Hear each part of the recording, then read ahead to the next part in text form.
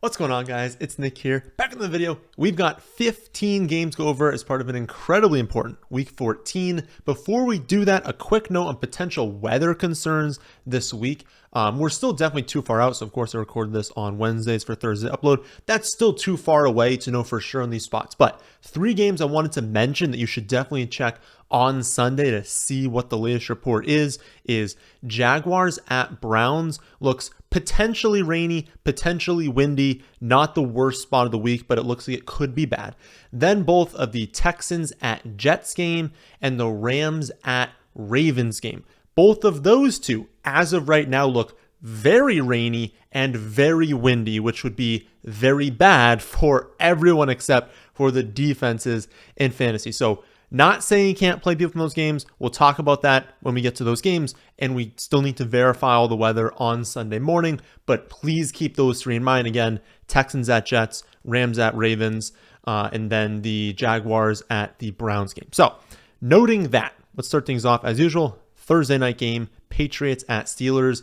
Probably, at least off my memory, the lowest total game of the season, 30. So when we see a total in years prior, a total below 4, we were like, oh my goodness, what a pathetic game. This season, upper 30s is a little bit more likely as offenses have been worse because of how defenses have been playing with also all these injuries at quarterback. But 30, no matter what the year, is dreadful. Steelers, 5.5 point home favorites as well. So not a lot of production expected in the Thursday night game. Something we come to expect at this point. For the Patriots, they are nearly a touchdown road underdog in the lowest total game of the season. So that is obviously a very bad spot. They'll be without Stevenson. Bourne's done for the year. My guess is Merritt Douglas isn't going to play, but check his status. And they're going to have backup quarterback play, and their starting quarterback was basically a backup as well. So Zeke is the only player that you can really consider on that side of the ball. And I mean, right now he's been running back 21, and it's definitely possible, right? Because maybe you add him off free agency. He's one of your last picks. You've been stashing for a while. You might just have 3 better running backs, and you're like, I don't need to go there this week. But running back 21 makes him viable simply because they're going to use him. They still want to run the ball a ton. If they ever find a way inside the 10-yard line, he's getting the ball, so he's still the most likely to score, only projecting 1 touchdown, but he's the most likely to score a touchdown because they're also probably not going to score a long touchdown. But I mean, look at the game logs for the Patriots. They're probably going to score less than 10 points. It's going to be ugly. You really don't need to play anyone, but he's pretty locked into some points. Again, low-end running back 2. Don't need to play anyone else. For the Steelers side, it helps that they're favorites, right? It's a 30-point total, though. So you got to keep that in the context of everything. Yes, they are 5.5 point home favorites, but with a 30-point total, they're still only projected to score 1.7 offensive touchdowns, and the Patriots side is still going to make this a very gross game. Their defense isn't amazing, but they're going to play slow. They're going to run the ball a ton. They're going to try and keep this game, honestly, to like 15 combined points and hope they can win a field goal contest, right? So you're not streaming Trubisky. Honestly, no one is appealing on this side of the ball, but Warren's my running back 25, Najee 31, Pickens wide receiver 36, Deontay 42, Freiermuth tight end 12. So it's like everyone is technically viable, all on the fringes. But when we talk about fringe plays, in a game with a 30-point total, a fringe play loses to someone else. So if you've got 2 players, one of them plays in this game, one of them plays in pretty much any other game this week, lean towards the other player. This is not a good game environment, not when we expect multiple players to play well, or really anyone to play well. Sunday games kick off with Panthers at Saints. Low, 37.5 point total. Saints, 5.5 point home favorites. The Panthers, there's next to nothing. The Saints are the worst matchup in the league for running back receptions. They also limit wide receiver volume a lot. They limit catch rate more than most other teams. So the Panthers don't have a good matchup, of course. They're also in a similar spot as New England, as, road underdogs, nearly touchdown road underdogs in a very low total game, which makes it even worse. You can be, road touchdown dog if the total is 50. When the total is under 40, you're not expected to score very many points. And of course, touchdowns are important for fantasy production. Thielen is flex viable, and basically the hopes that his volume will return. Chuba is flex viable if you need a running back in the flex in the hopes that he scores a touchdown. Jonathan Mingo is viable in, I would say, deeper full PPR formats.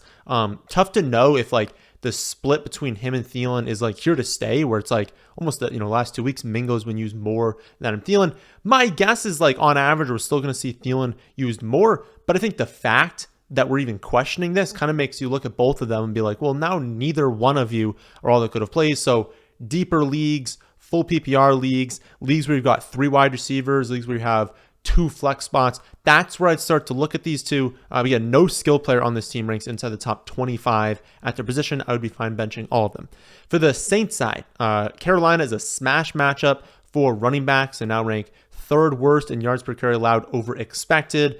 They boost rushing volume at the 6th highest rate. They allow the 3rd highest opponent rushing touchdown percentage. So Kamara in a great spot. And that extends to Taysom Hill too, right? He's a tight end technically, but he plays a ton of running back. And if the matchup is really good for running backs for efficiency of touchdowns, it's also good for Taysom Hill. So with Carr also potentially out, he grades out as a mid-range tight end 1, definitely someone I'd be looking to play this week. Beyond those two, Olave has a bad matchup, especially for like volume and efficiency, but you got Michael Thomas injured. Shaheed, even if he plays, is banged up. Winston's potentially starting. Like, I just think even with the matchup, you kind of have to play Chris Olave right now.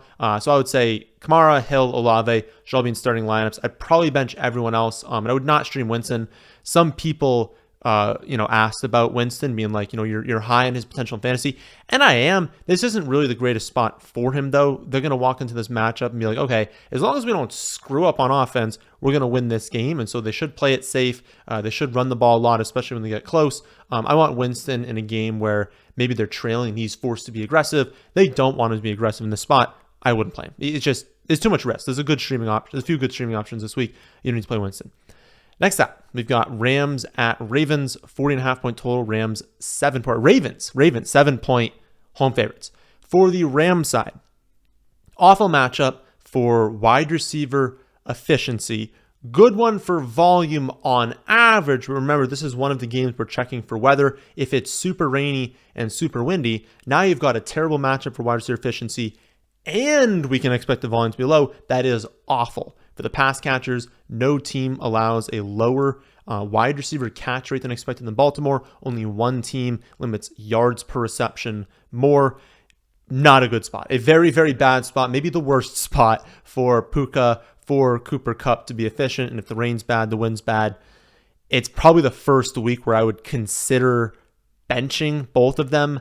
I'm going to have to make that call. So last week I had to decide between starting Cooper Kupp, and I think it was Josh Downs and Sutton. I ended up going with Cooper Kupp, who it would actually be very close between him and Sutton, who scored more. But I went with Kupp, being like, I'm going to ride Kupp. I'm going to go down with the ship.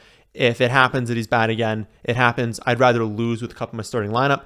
This week, if the weather is as bad as they're kind of expecting, and you can see that when I adjust the rankings, you'll see exactly where I move them, I will actually consider benching Cooper Kupp this week, but it would take bad weather. Like if the weather was fine, I would still just go down with the ship and play him. Beyond those two, and the same kind of extends for Puka, beyond those two, play Kyren. I don't care if it's like a monsoon. Like you just got to play Kyren Williams. He's getting incredible volume. He's performing really well. Great role in the red zone. Like you have to play those two. And again, check the rankings, honestly. End of the week, or ask me in Discord. Again, it's free, link in the description. What I'm doing with Kupp and Puka. But right now, my lean is maybe towards not playing them. Then for the Ravens side, they don't escape the weather, obviously, but they get a much better matchup overall. They're coming off their bye. They're at home. They're expected to win. I think they're going to play pretty well overall. I would still start Lamar this week. Flowers is kind of like a flex play. Target share goes up with Mark Andrews not playing, obviously, rest of season, because we know Isaiah Likely is not going to command high target share. We know that over time, Flowers is their top wide receiver. Someone they want to scheme looks to, can command targets. So I'd play him in the flex, better in full PPR, but I'd play him in the flex. And then I'd say Likely, same thing as before. We talked about, not last week, but the last time they played, in that like if you lost Mark Andrews, you added Likely. That's who you're rolling with right now. I don't think I'd go to free agency and try and pick up another tight end just because I'm saying he doesn't command targets. Doesn't mean he's not going to get like 5 to 7 looks, mostly designed, pretty highly efficient looks. I think that's solid as a tight end, relatively likely to score a touchdown, or at least among tight ends. So I think I'd play him. And again, it would be if you picked him up to stream. Like if you've had Hawkinson, you have Dallas Goedert returning, you've got one of these top end tight ends. we're not playing likely. But if you added him because you lost Andrews, I'd probably just keep rolling with him. Big question is with the running backs. Gus is always a threat to score multiple touchdowns. He remains their goal line back. He will be the one that is in there at the goal line. But he's only played 38% and 27% of the snaps in back-to-back weeks before their bye. And who knows what's going to happen post-bye. I mean, typically post-bye, it's a bump for rookies. So Mitchell should be expected to be the lead back this week unless we get news that he is not. I'm only expecting maybe like 8 to 10 carries for Gus with potential for the low end. He can only be in that like 6 to 8 carry range, maybe a target. So if he doesn't score, he could legitimately score like 2 or 3 full PPR points. So understand that the floor is very low, even in standard and half PPR, a very, very scary floor for Gus this week. Unfortunately, Mitchell is in a very similar spot because I said before, Gus is going to take the goal line work. And it's not like Mitchell's going to go out there and have like 6 receptions, right? So Mitchell will be more efficient. I'm expecting more volume, but if we kind of remove those touchdowns and give them to Gus, now both of them grade out as running backs 32 and 33. So fringe plays, maybe they lean more with the running backs if the weather is bad, but they're not amazing plays, and you're kind of have to just get lucky with the touchdowns. And if the touchdowns flow through Gus, we could see a situation where Gus still, even with a touchdown, scores like 10 points, and then Mitchell doesn't score a touchdown and scores like 8, and you're like, huh, right? So it's a tough spot. Kind of depends on what you have. I don't know that I'd want to play either one in the flex. It would want to come in a running back spot. Next up, we've got Colts at Bengals. 40-point total. Colts 1-point road favorites for the Colts. The Bengals are a great matchup for tight ends. They allow really high efficiency to wide receivers in terms of yards per reception. 5th best matchup for running back yards per carry. So a really good spot for the Colts. Colts won't take advantage of the tight end matchup, but Pittman, Moss in great spots once again. I know that Moss, Pittman had a great week last week, but Moss did not.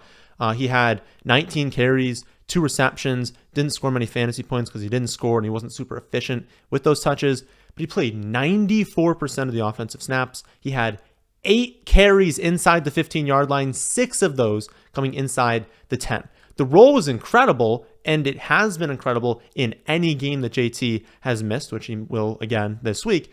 I would keep him in the starting lineup. I know he didn't play well last week. I know it was frustrating. The volume was there. The opportunity was there. Everything was there. Snaps was there. And we've seen him go off in the past. He could dud again, but like when you have a running back playing 94% of the offensive snaps, who's getting receiving game work, who's getting goal line work, and it's in a great matchup, like you have to play them and live with the results that they post. So again, start Pittman, start Moss. I think you can stream Minshew as well. He should have pretty high efficiency this week. He's always capable of scoring a rushing touchdown with his legs. We'll go over why I slightly prefer Jake Browning, though, when we talk about the Bengals. But good streaming option. Miss out on Browning. Go with Minshew. For the Bengals, also a really good matchup. Colts are a pretty bad defense. That's why we've got 2 backup quarterbacks in this game. It's the year of the backup quarterback, right? But 2 backup quarterbacks, and we still have a relatively decent total. Like for this season, if you have 2 backup quarterbacks, you'd expect like a 33, 35-point total. Being at 40, I've seen it at 41. That's still pretty decent. We're still expecting some level of offensive production in this spot. Start your studs. Start Chase. Start Mixon. Again, I lean Browning over Minshew just because the matchup is a little bit better for Browning.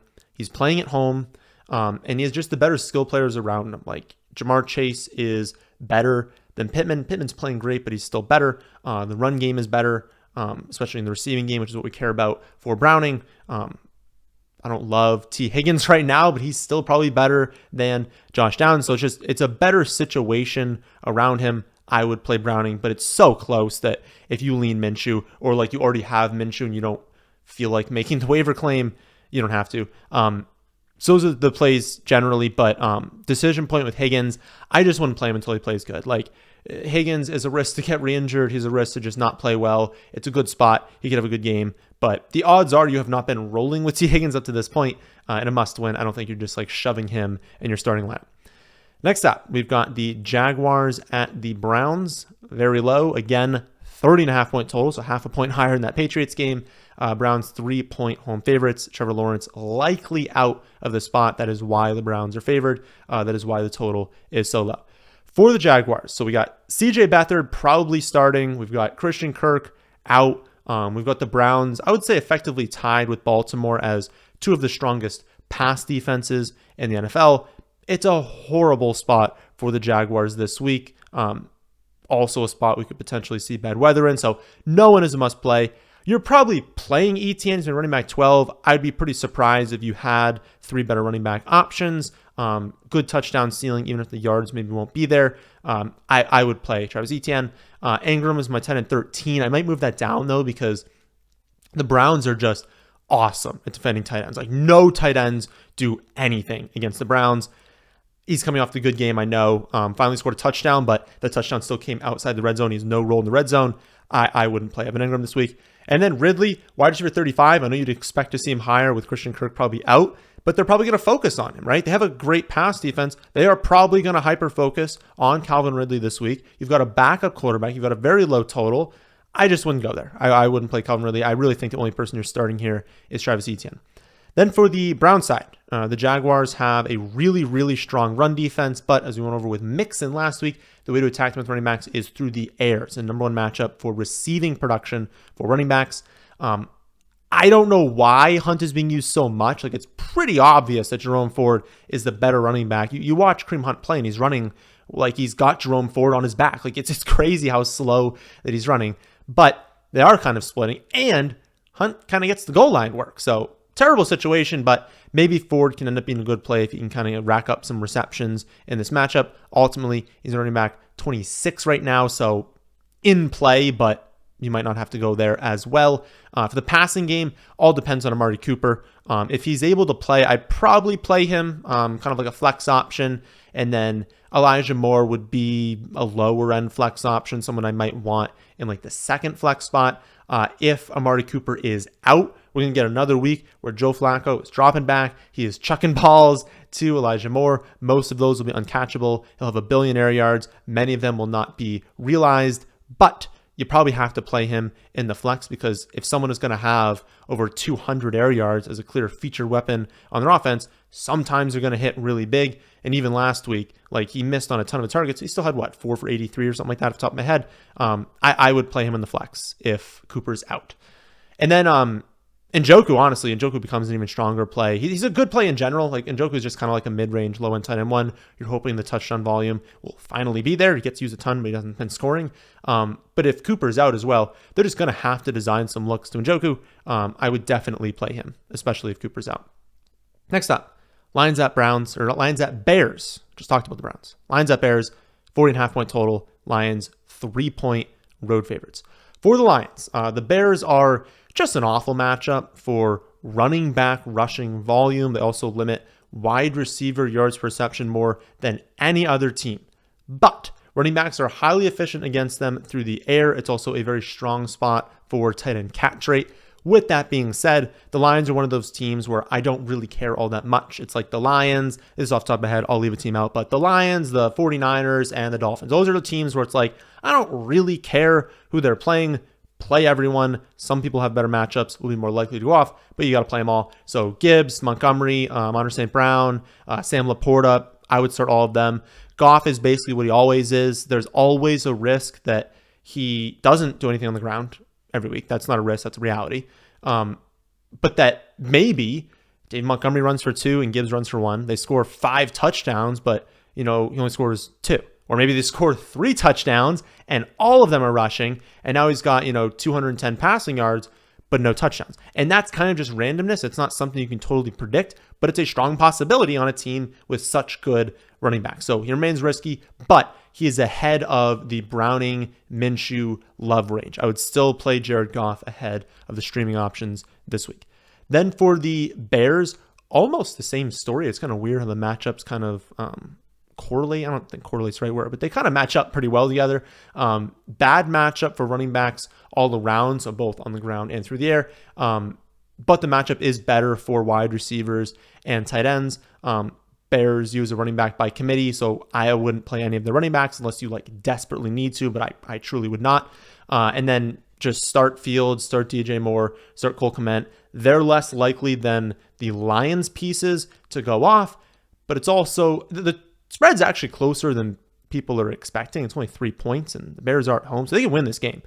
But my guess is that the Bears get up, or that the Lions get up. The Bears are kind of playing from behind, and you get a spot where we see elevated volume from the Bears passing attack. And if it's only flowing through DJ Moore and Cole Kmet, both these two have very high ceilings, low floors, but I think I would play both them and Fields this week. Bucks at Falcons is up next, 39-point total. Falcons 2.5-point home favorites. For the Bucks, Atlanta is a good matchup for tight ends, neutral to poor one for everyone else. So not a very good spot for Tampa Bay this week. I think you're starting their core every week, and their core at this point is Mike Evans as just a man on a mission this season. Like, he is playing so good. Rest of season, I don't see how you could possibly bench Mike Evans. And then Rachaad White, who has been the third most featured running back in the entire NFL over the last 4 weeks. His role is great. The touchdowns are finally starting to be there. Like, you got to play White. You got to play Evans. Any matchup, and I don't think I would play anyone else really. We saw Godwin score a touchdown last week, but it was rushing. And did he even have a catch? Like, the volume is throwing through Evans and White. Play those two, no one else. And I wouldn't stream the quarterback. Then for the Falcons, Bucks are a really good matchup for wide receivers because teams typically look at them and are like, well, this is the best way to attack, so why don't we do that? Arthur Smith would actually have to design a play for a wide receiver though for that to work, and so I wouldn't get your hopes up with anyone. The Falcons are by far the least expected fantasy points flow through wide receivers, which is just a function of volume and where that volume is coming. Wide receivers don't get volume. They don't get thrown to on the Falcons. They don't use their wide receivers. And so even if London had 100% of the Bucs wide receiver volume, then that would be equivalent to less than half the volume on 6 different teams. Like, think about that. If he had all the wide receiver volume, he's the only wide receiver that went out there, only one that ever got a target, there would still be 6 teams in the NFL where that is equivalent to less than half of their wide receiver volume. They don't throw to wide receivers, even in a good matchup. He doesn't have an amazing ceiling. He grades out as a wide receiver 28 because of the matchup. But as you know, the floor with London is obviously 0, and you can't play any of their other wide receivers. Bijan is honestly the only Falcons player that I would feel good about using. If you had to use Pitts, I think it'd be fine because, let's be honest, tight end is pray for a touchdown anyways. But yeah, I mean, the only one I'd want to play is Bijan. Final 1 o'clock game is going to be Texans at Jets. Low 33-point total thanks to the Jets being trash and the weather concerns. Texans 5.5-point road favorites. For Texans, the Jets obviously have a very strong pass defense. And, if this game is going to be rainy, going to be windy, we shouldn't expect very many dropbacks from the Texans. And if we limit dropbacks and then we also limit efficiency, not a great spot for the pass catchers, even with Tank Dell done for the season. Schultz banged up. I just don't see them throwing the ball a ton. They'll probably lean on the ground game. They'll probably know that the Jets, with now Zach Wilson back at quarterback, are, let's be honest, unlikely to score in the double digits for points. The Texans got to know if they score 15, 16 points, they probably win the game. So why would you be aggressive through the air if that's the best thing for them and the weather's not going to be great? So running backs are the most appealing. Problem is, Pierce goes back to, nearly out-touching Singletary 2-1 last week, gets the goal line work, and so now it's like, okay, I thought Singletary was the one you wanted to lean on. Now we're going back to Dameon Pierce. It's a rough spot. I'd be careful with all Texans players this week. Nico, I think you probably are playing him. He grades out still 17th right now. We'll see if I kind of change that throughout the week. But right now, I still think I'd play Nico because he's like the only player they're going to throw to on offense. But it's a tough week for the Texans. It'd be okay benching every single one of them. Then for the Jets side, the Texans are a poor matchup for wide receiver volume and running back efficiency. They obviously have to deal with the weather too. Zach Wilson's back at quarterback, so that's not great. They're basically a lower version of what they typically are. So typically we say Garrett Wilson, Breece Hall, start them, bench everyone else. Now it's Garrett Wilson, Breece Hall, probably start them like you probably are, but they're definitely just low end 2s, so wide receiver and running back 2s respectively. And if you had to bench them, I think it would be okay. 4 o'clock games kick off with Seahawks at 49ers. Relatively high for this season, 46.5-point total. 49ers 10.5-point home favorites. The Seahawks, San Fran is a poor matchup for running backs, poor matchup for tight ends, but a good one for wide receivers. You're starting DK Metcalf, and you could start Lockett in the flex. He hasn't been amazing this season. He only grades out as my wide receiver 32. The ceiling kind of hasn't been there, but they're projected to be trailing most of this game. He's always a threat to score a long touchdown. If you had to use him in the flex, it would be fine. Probably better as a wide receiver 3 or second flex play. And then JSN, similar, but basically a lower end version of Tyler Lockett. The volume has been up recently, and I wouldn't be shocked if he went out there and had, 8 or 9 targets, caught like 6 or 7 for 60 or 70 yards, maybe adds on a touchdown, and has a good game. So if you had to play him, I think it's fine. I don't know. It's just like he and Lockett are just like eating into each other's workload a little bit too much. I would prefer to bench them both and just play Metcalf, but for either one of them, if you had to, it's fine. For the running backs, depends on Ken Walker. If he's able to play, you're probably starting him and benching Zach Charbonnet, but he wouldn't be an amazing play. If he's out again, Charbonnet would probably be another player or have another week of him where it's like not a great matchup, but you're probably streaming it. Just because, the rushing volume would be there. He'd be who they use at the goal line. He'd add on a few receptions, and you kind of add all of that up. And it's like, even in a bad game, it's decent production. You'd probably play him. Play, honestly, whichever one starts at running back 2. Oh, and Geno doesn't project well, but he didn't project well last week when he went off. So kind of up to you with Geno. He's in that same range as Browning as Minshew. It's honestly very close. I don't have the decision, so I really don't know which one I would go with. I think it's just a personal preference. They project very similarly. If you have, Geno, you want to stick with them. You don't want to add Browning and Minshew. Totally fine, do that. But it really just is your call. They're so close. 49ers side, just start their studs every week. McCaffrey, Debo, Ayuk, Kittle should all be in starting lineups. Purdy, too, should be in the starting lineup. Projects as a quarterback 10 ahead of the streaming options this week. Not all will go off, but all are set up really well. Next up, we've got Vikings at Raiders, 40.5 point total. Vikings 3-point road favorites. For the Vikings, they are going to start Dobbs, and then Justin Jefferson is going to be back this week. So good news for the entire offense overall.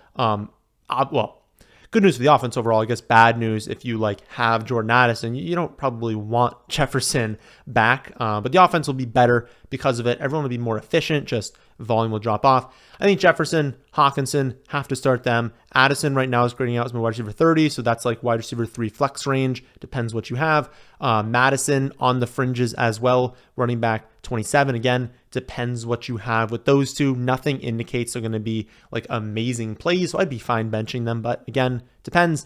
Toughest call honestly is with Dobbs, and while he projects well and definitely has a really high ceiling, I'm personally, as of right now, I added Browning, but I would go with Browning or Minshew over Dobbs. It's something that I could probably flip-flop later in the week. I just think just because of the risk that he is benched, that's tough, right? In a must-win situation, if there's a chance, because they were mulling over who they were going to start this week, if he goes out there and throws 2 picks and they do bench him, that can just crater your lineup in a way that I don't think Browning or Minshew can. So I think the floors are just a little bit higher on Browning and Minshew, and so I'd go with them. But if you're projected to lose by 20 and you're who has the higher ceiling because I just need that?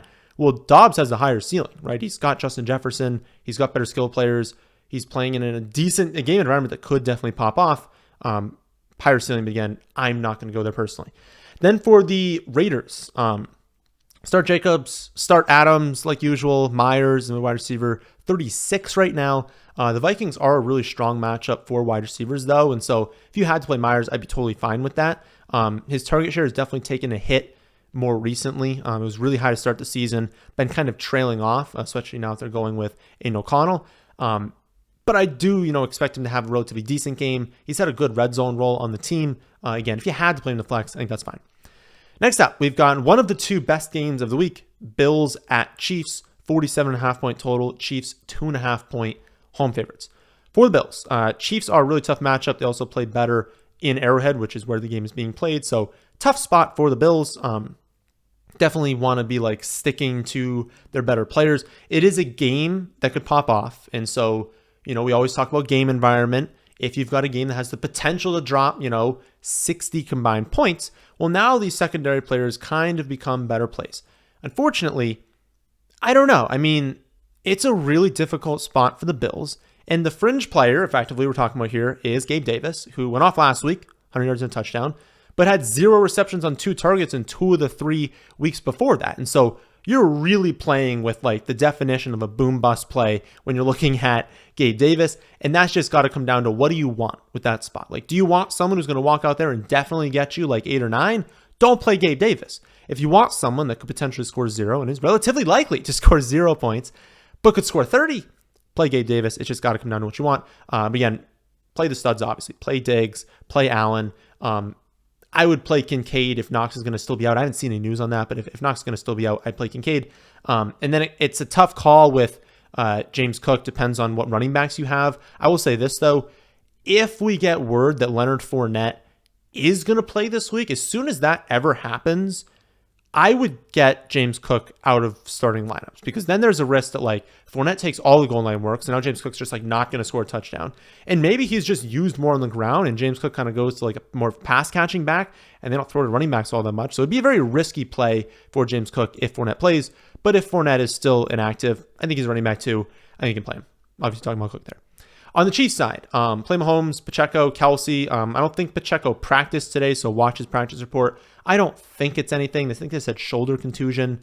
I think he's going to be fine. I think it's just kind of a rest day. But obviously, like, you know, if he's a DNP on Thursday and Friday, he's probably not going to play. So definitely check that. I don't think it would open anything up. I mean, it would technically be Clyde, but I don't know. I mean, maybe if McKinnon was active, you could play him in full PPR leagues, but we want Pacheco to play and to play him and not to go to these secondary running backs. And then Rashee Rice is up to wide receiver 19 this week. He has 10 and 9 targets over the last 2 weeks. He's caught 16 of those 19 targets for over 170 and a score. Like, he's finally, I don't know what took them so long, but finally being used as their top wide receiver. I am comfortable playing him this week. Even a tough matchup against Buffalo, like, they're going to have to throw it. He's going to have to be used. I think I play him. Final 4 o'clock game is going to be Broncos at Chargers. 44-point total. Chargers 3-point home favorites. For the Broncos, the Chargers are a positive matchup all around, but are most easily attacked through the air. Sutton is the only wide receiver getting enough volume to really trust, though, and the tight ends aren't super involved. So I'd play Sutton in the flex. Javonte Williams, solid as a low-end running back, too. He's 12th in expected fantasy points per game over the last month. Denver never really runs for touchdowns, which definitely hurts him, but he sees enough volume. It's definitely a winnable game for Denver. And if they can, win the game, obviously it's better for the running back, potentially higher rush attempt totals, potentially more likely than to use him by the goal line, because if they're winning more, just better chance of scoring a touchdown. But yeah, he's still inefficient. He's still not like an amazing play, just a running back too. And then Russ is fine as a streaming option. I wouldn't expect a big game, so if you need the ceiling, I wouldn't go there. But he should score in like the mid to upper teens. I don't think he's scoring 25 this week. Then for the Chargers, Denver's a dream matchup for running backs, a great matchup for tight ends, a poor one for wide receiver volume. Doesn't really matter all that much, though. I mean, you're not starting their tight ends. I guess you could, but they're not that great of plays. Eckler, Allen, definitely must starts every week. I don't care if maybe the matchup doesn't favor Keenan Allen, obviously play him. And then, Herbert is the one question mark. You got a feel for the guy. I mean, there was so much promise heading into the season. I do think he was set up to have an amazing year. But when Mike Williams goes down, when Palmer goes down, Quentin Johnston's turning into a bust, or at least a very slow developing player, that stinks, right? You're losing half of your production on offense to just garbage. And so when he's only got Allen and Eckler, there's only so much that he can do. So I think I'd stick with him. I think the matchup is good enough, and the scoring production or expectation, I guess, is good enough to where I'd play him. But yeah, I mean, tough. It's tough for him to truly hit his ceiling only throwing effectively to 2 players. Sunday night matchup. Best game of the week, in my opinion. Eagles at Cowboys. 53-point total. Cowboys 3.5-point home favorites. You never see it anymore. You never, ever, ever see 50. 47 is usually the highest total of the week. This year, 53 is just, you look at that and you're like, oh my goodness. So play everyone, basically, on both sides. For the Eagles, check the status of DeAndre Swift. He left after a big hit on Sunday, and I haven't really heard anything. I don't know what that means, but I haven't heard anything. So if he's out, Gainwell would honestly be viable as a streaming option, a spot start, running back 2, especially in full PPR. Otherwise, Swift is a good play if he's playing. But yeah, Goddard's expected back. I'd play him. I would play A.J. Brown, Von Smith. I would play Jalen Hurts, whoever's starting at running back. I'd play them. Just play everyone. On the Cowboys side, play everyone. Play Dak, play Pollard, play Lamb, play Ferguson. Get them all in your starting lineups. If you want to use Brandon Cooks in the flex, like, he's been good. Every week we say, hey, he's been playing great. He's hot. He's scoring touchdowns. If you've been rolling with him, like, why would you change things up now in a 53-point total in a matchup that leans towards wide receiver volume? You know, so it's like, he's still a great play. Again, best game environment of the week. If there's a decision between two players, one's in this game, one is in any other game, play the person in this one. The first of two Monday night games that will kick off at the same time for some reason. I don't know why they would do that. Like, why wouldn't you have one of them kick off at, like, I don't know, even make it 6 o'clock. I don't know. Like, why would you not stagger them? Like, don't put them at the same time. You can't watch both at the same time. Anyways, I guess you can. But point is, I would have started them different times. First game we'll talk about is Packers at Giants. Low 37-point total. Packers 9-point road favorites. For the Packers, we'll see if Christian Watson is able to play. My guess is that he's not able to play, but I mean, I don't have a time machine. I don't know what's going to happen. Then if he's out, if he plays, it kind of muddies everything. But if he's out, Jayden Reed, Romeo Doubs, viable at running back 2. You probably don't have to, or wide receiver 2. You probably don't have to play him there though, right? Like, the odds that you picked both of them up and now you're starting at wide receiver 2 is like, what else did you have? Like, flex is probably the earliest you need to play them. For those of you in like 3 wide receiver leagues, 2 flex leagues, you can probably play them at wide receiver 3 or in a second flex spot. And I think I would. I think they'd be pretty solid plays this week. Love is in that same consideration as Browning and Minshew. I prefer those other two just because of game environment. I fear that the Giants just fall apart, that they're not able to score many points against the Packers, who have a pretty good defense, and that basically means that the Packers get up. Not that they're scoring a bunch of touchdowns, but that, you know, maybe they get up like 20-9 in the second half and they're able to run the ball a lot, play really slow, not be too aggressive on offense. And that just kind of limits the upside of Jordan Love. So personally, I prefer those other two, but they project similarly. You could either one. Other decision point would be the running backs, and it depends on Aaron Jones. If Aaron Jones plays, play him over A.J. Dillon. Probably don't play A.J. Dillon. If Aaron Jones is out, Dillon's going to look fine again as running back 2, a volume-based running back 2. Then for the Giants, start Saquon, bench everyone else. Final game of the week is going to be Titans at Dolphins. High 47.5-point total. Dolphins massive 13.5-point home favorites.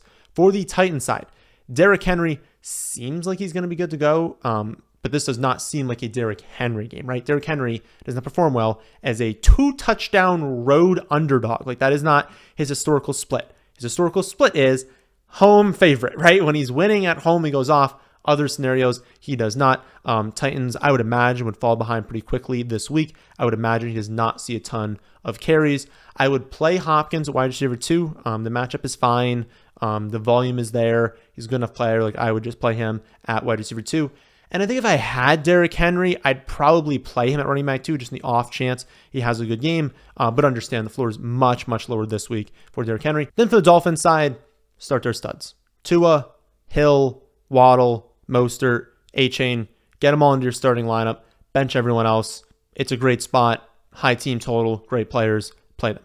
So that is a look at how the Week 14 rankings are looking right now. If you want to see my exact rankings and projections for every player, especially as news breaks, especially with injuries, check that out on my website, thefantasyfootballadvice.com. Speaking of the site, as with every other year we've had, it will be completely free starting next Monday. So starting in the fantasy playoffs through the Super Bowl, 100% of the website will be free, whether you want to see the rankings, the detailed projections, the advanced weekly stats, the running back wide receiver reports, you want to play DFS, you want to play, you want to start a dynasty league, you want to like check the dynasty rankings, things like that, dynasty models, everything, 100% of the site, completely free, starting this coming Monday through the Super Bowl. So that'll do it for this one.